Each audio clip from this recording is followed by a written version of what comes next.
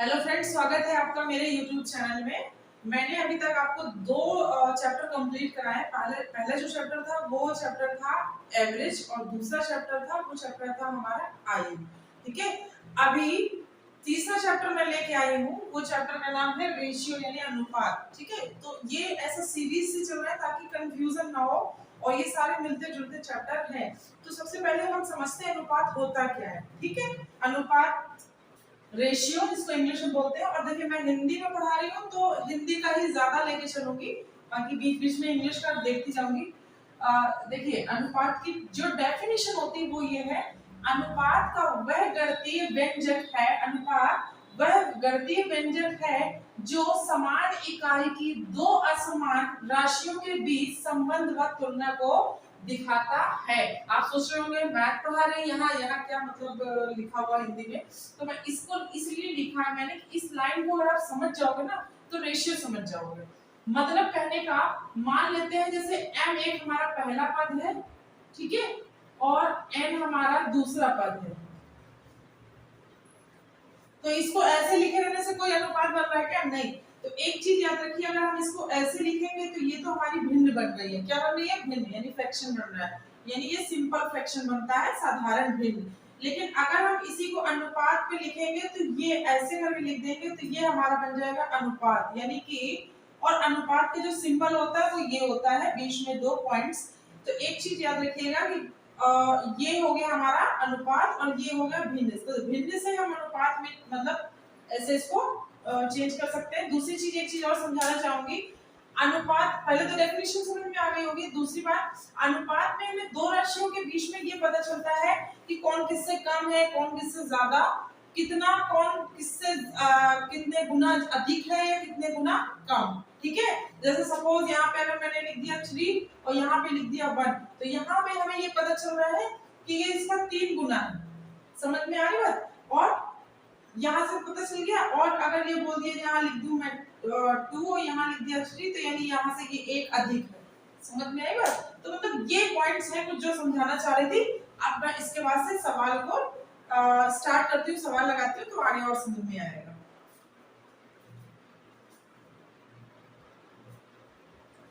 देखिए सवाल नंबर 1 है, यदि A रेशियो B यानी A अनुपात B बराबर है 4 अनुपात 5 के तथा B अनुपात C बराबर है 2 अनुपात 3 के, तो A B C यानी A अनुपात B अनुपात C अनुपात का मान ज्ञात करना है। बहुत आसान सवाल है ये। जैसे पहले मान लेते हैं A अनुपात B।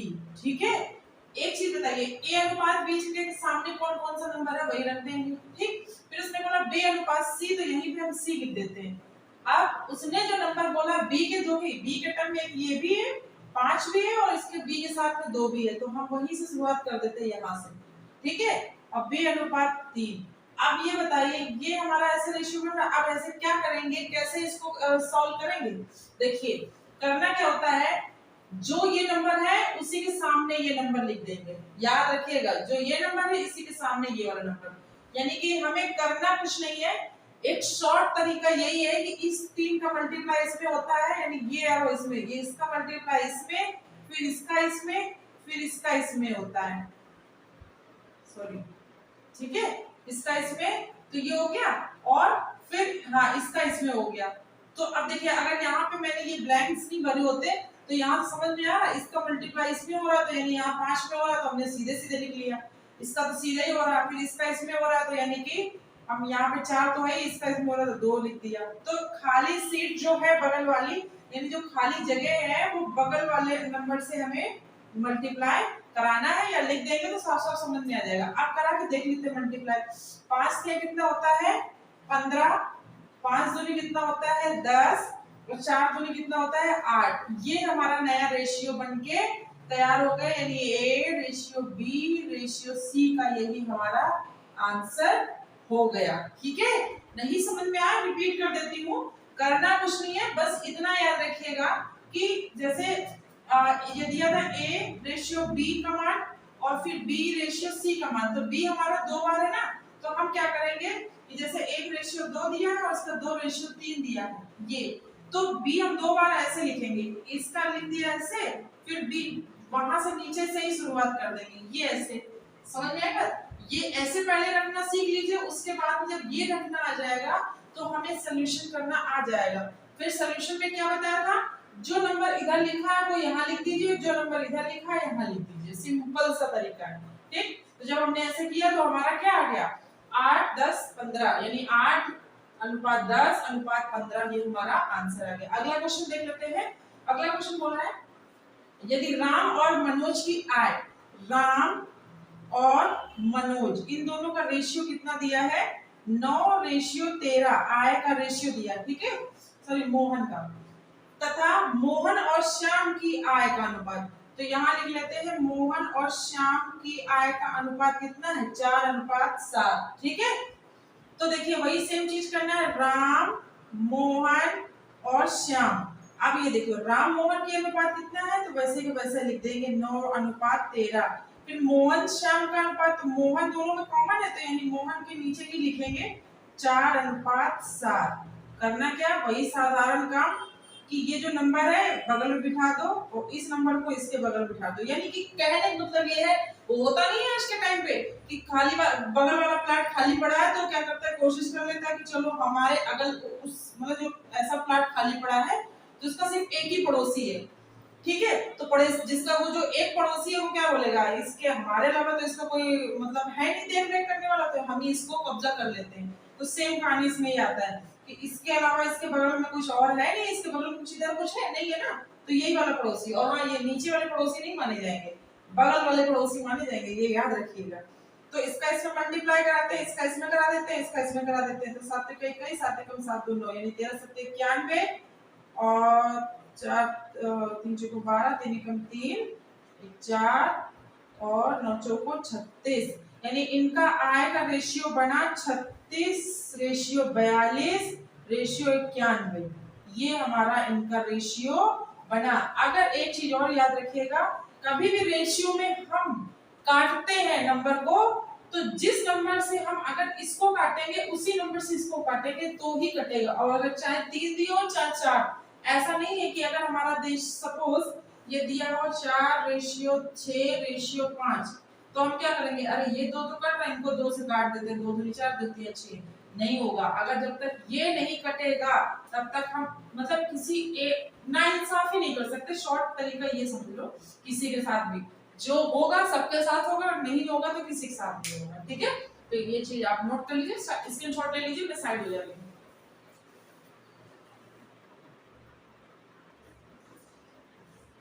देखते हैं अगला सवाल। अगला सवाल है कोई धन A और B के बीच में 7:11 के अनुपात में बांटा गया, यदि A को कुल 2065 रुपए प्राप्त हुआ तो कुल राशि क्या है, टोटल राशि पूछी गई है, ठीक है। देखिए A के हिस्से में कितना आया है 2065, कितने जल्दी करते हैं ये देखिएगा। रेशियो के हिसाब से कितना आया 7, ठीक है, और हम जो टोटल रुपीस के हिसाब में आया तो ये तो इससे इसको काट देंगे, 7 दूनी 14 7 9 63 7 15 35, यानी एक रेशियो बराबर हमारा आया 295, तो 11 रेशियो बराबर क्या हो जाएगा, तो 11 का गुणा कर देंगे 295 में, तो इसका करेंगे 11 × 5 = 55, 11 × 9 = 99 में 5 जोड़ेंगे 104 और 11 दूनी 22 और 10 32, यानी कि देखिए अगर अलग अलग पूछता कि B का बताओ कितना हिस्सा आया और A का हिस्सा कितना आया, तो ये आया, ठीक है। उसने पूछा पूरा B का हिस्सा ये आया और A का हिस्सा दिया ये कहाँ 2065, लेकिन उसने बोला पूरी राशि बताओ, तो पूरी राशि जो दी है तो उसमें ये A का भी मान ऐड कर देंगे, आंसर आ जाएगा 6 4 10 11 3 5, यानी पूरी राशि है 5310, ठीक है आसान तरीका। जो चीज जहां है वैसे ही रख देते हैं, दूसरा करके देखते समझ में आएगा। किसी स्कूल में छात्र और छात्राओं की संख्या का अनुपात है 7:8, 7:8 है, ठीक है। ये छात्र और ये छात्राएं हैं।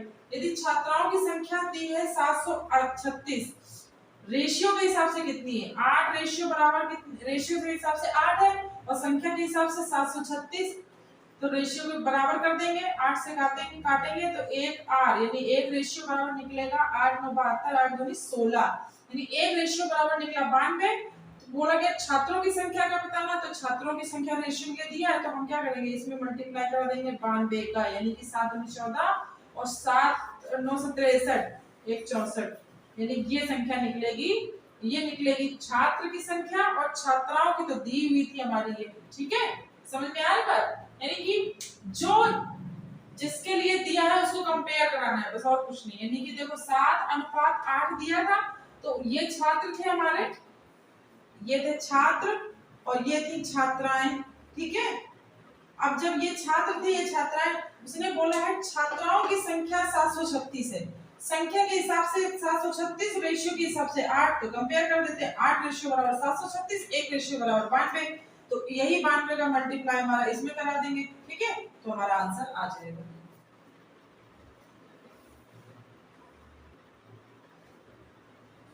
अगला सवाल देखिए, दो संख्याओं का अनुपात 4:7 है तथा उनका योग 1331 है, छोटी संख्या क्या है? यानी इसमें से छोटी संख्या पूछी गई है। देखिए उसने बोला दो संख्याओं का अनुपात ये दिया है और उनका योग, यानी कि जो रेशियो का योग होगा यही ये होगा, समझ में आ रहा है?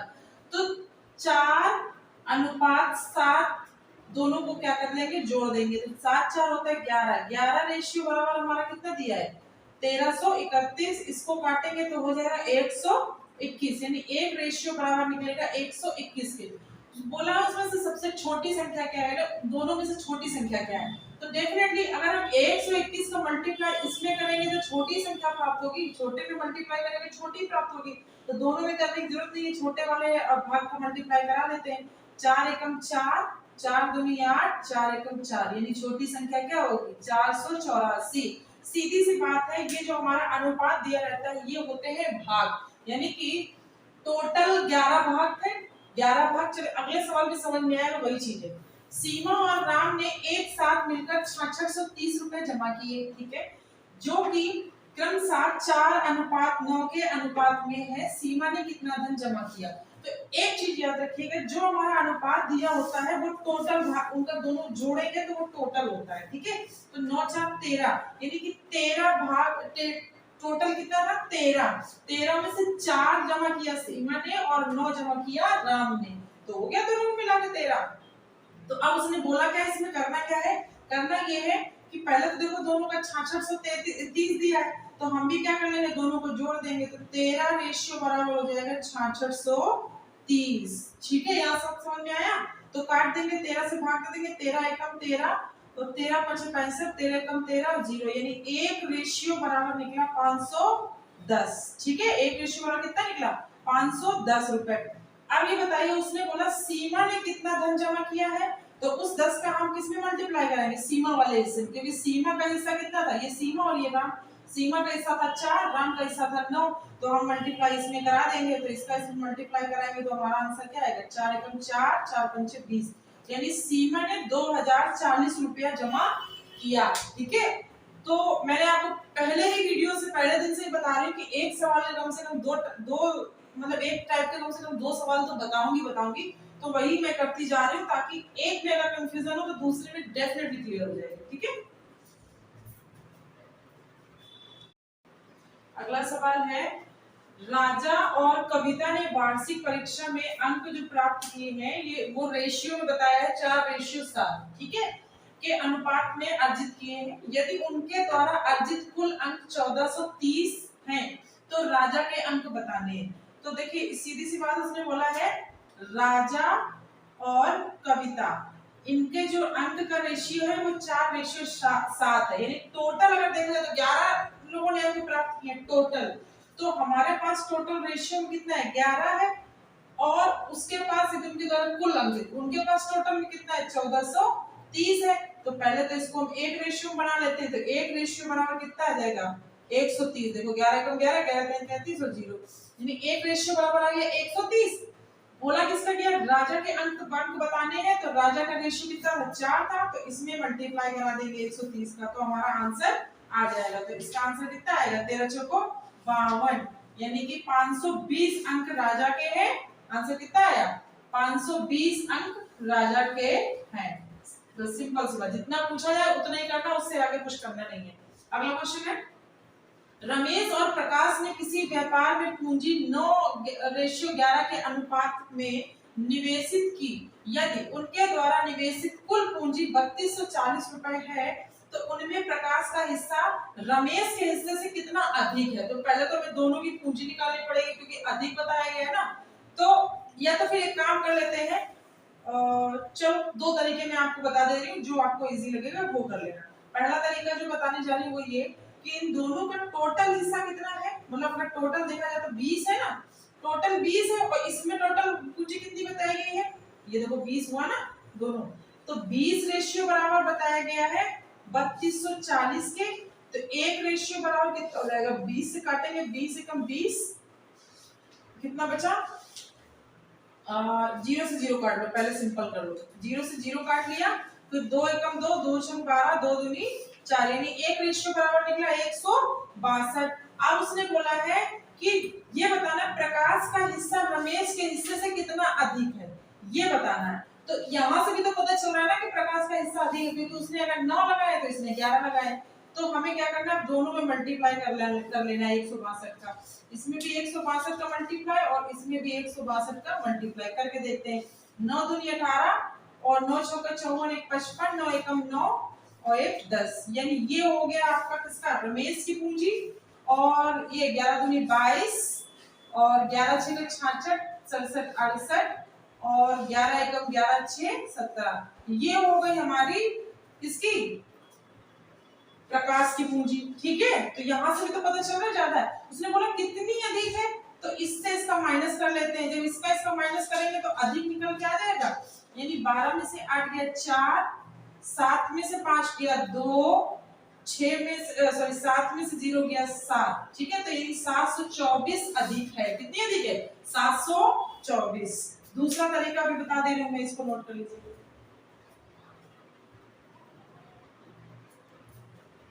हाँ देखिए क्या बता रही थी, इसमें थोड़ा सा कैलकुलेशन में मिस्टेक हुआ था।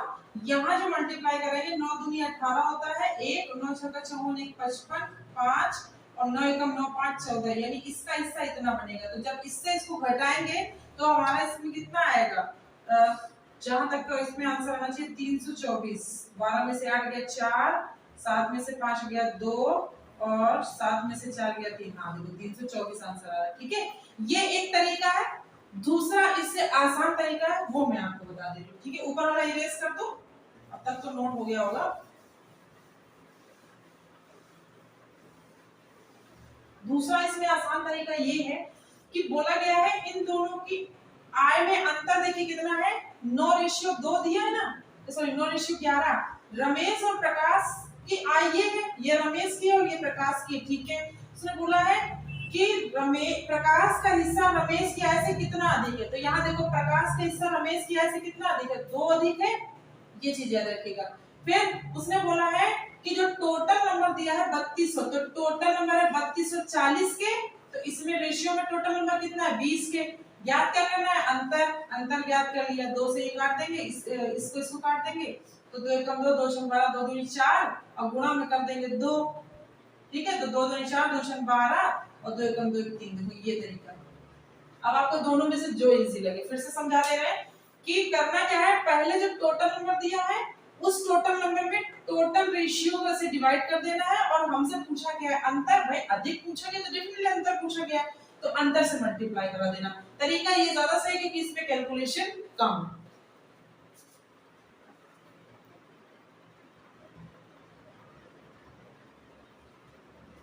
अगला सवाल है, 4200 रुपए की राशि को अमन और मदन के बीच में 9:5 के रेशियो में बांटा गया, अनुपात बांटा गया। अमन की मदन से कितने रुपए ज्यादा मिले, यानी अमन को रुपए ज्यादा मिले हैं तो कितने रुपए ज्यादा मिले। तो देखिए अमन और मदन इन दोनों का रेशियो कितना दिया है, 9:5। दूसरे वाले ऑप्शन से करते वो ज्यादा बेटर था, तो उसी से मैं करके बता रही हूँ। टोटल देखिए पहले इसमें बोला गया टोटल 4200 रुपए दिए गए हैं, टोटल 4200 रुपए कर दिए। अब इसने बोला है कि तो हम टोटल इन दोनों का भी कर देते हैं, टोटल कितना हो जाएगा 9 5 14। अब पूछा क्या गया, अमन को मदद से कितने रुपए ज्यादा मिले, तो अमन को मदद से कितने रुपए ज्यादा मिल रहे हैं, 4 रुपए ज्यादा मिल रहे हैं, कर देते हैं। 14 3 42 होता है, यानी कि 300 गुणा 4, यानी आंसर कितना आ जाएगा 1200 रुपए। 1200 रुपए अमन को मदन से ज्यादा मिले। एक चीज में और कर सकते हो, अगर ऐसा नहीं है कि केवल डिफरेंस पूछेगा तभी ये ऑप्शन लगा सकते हो। अगर यही भी पूछता कि अमन को कितना रुपए मिला, तो यहाँ पे मल्टीप्लाई में अमन के बीच में जो रेशियो 9 है वो रख देंगे, आंसर आ जाएगा। अगर वो होता मदर को कितना पैसा मिला तो यहाँ रख देंगे, वो आंसर आ जाएगा। ठीक है, अगला करते हैं। एक स्कूटर और एक कार के मूल्यों का अनुपात 13:31 है। यदि स्कूटर का मूल्य कार के मूल्य से इतने रुपए अधिक है, यानी 43,650 रुपए अधिक है, कम है, तो कार का मूल्य बताना है। डेफिनेटली कार का मूल्य ज्यादा होगा, स्कूटर का कम। तो देखिए करते हैं सवाल। ये है हमारे स्कूटर और ये है हमारी कार। ठीक है, रेशियो क्या बोला गया है, 13:31 बोला है उसने, जो बोला वही करना है। जो 43,650 रुपए दिया है वो बोला है कम है, तो कम यहाँ पे कितना कम है ये तो देख लीजिए। 31 में अगर हम 13 घटाएंगे तो कितना आएगा, 18। ठीक है, तो 18 देख लेते हैं एक बार जरा से। हाँ ठीक है, 18 रेशियो बराबर हमारा ये जो नंबर दिया था ये, तो उसने पूछा क्या है, मल्टीप्लाई में क्या रखेंगे, जिस चीज का मूल्य पूछे वो रख देंगे। कार का मूल्य पूछा है तो कार का मूल्य मतलब रेशियो कितना दिया, 31 दिया, रख देंगे। 18 दूनी 36 होता है, इसका कैलकुलेशन करते हैं। 18 दूनी 36 कितना बचा, 13 में 6 के 7, 18 चौको 72, अब बचा कितना 45। 18 दूनी 36 फिर से अलग एक बार करके देख लेते हैं। हाँ तो मल्टीप्लाई कर इसका करना था, इसको काटेंगे इससे, तो 18 दूनी 36, 18 चौको 72, फिर 18 दूनी 36 और 18 पंचे 90, ये आया हमारा। अब इसका मल्टीप्लाई इसमें करा देते हैं 31 में, तो इसका मल्टीप्लाई इसमें करा लीजिए आप, जो भी आता है आंसर आ जाएगा। हम भी करा देते हैं, तो ये तो सेम का सेम ही रह जाएगा। 3 पचे 15, 3 दूनी 6 7, 3 चौको 12, 3 दूनी 6 7, ठीक है, 5 7 1 5 7। ये टोटल जो कार की जो रेट है 75,175 होगी। ये रेट है कार की। इतनी सस्ती कार आती है क्या?